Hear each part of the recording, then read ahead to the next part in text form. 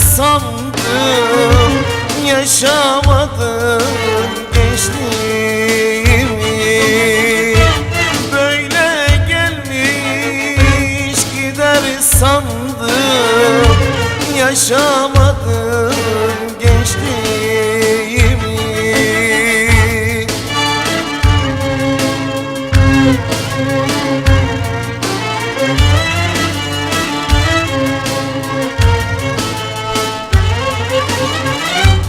Neler gördüm, neler duydum, bir zalime köle oldum.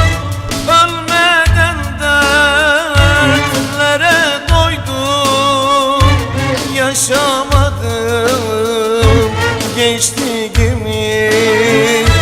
Ölmeden dertlere doydum, yaşamadım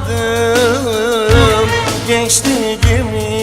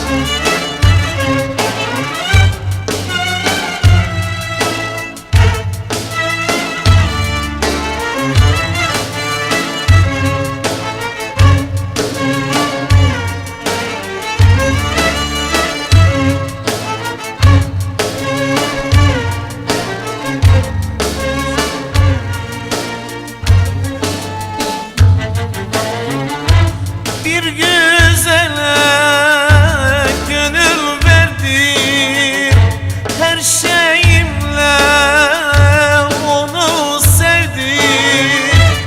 Bu dünyaya neden geldim, yaşamadım gençliğimi. Bu dünyaya neden geldim, yaşamadım gençliğimi.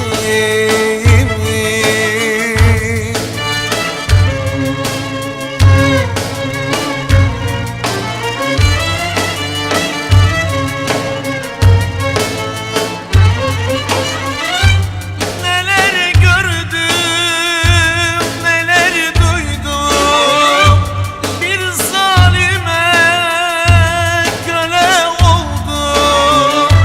Ölmeden dertlere doydum, yaşamadım gençliğimi. Ölmeden dertlere doydum, yaşamadım gençliğimi.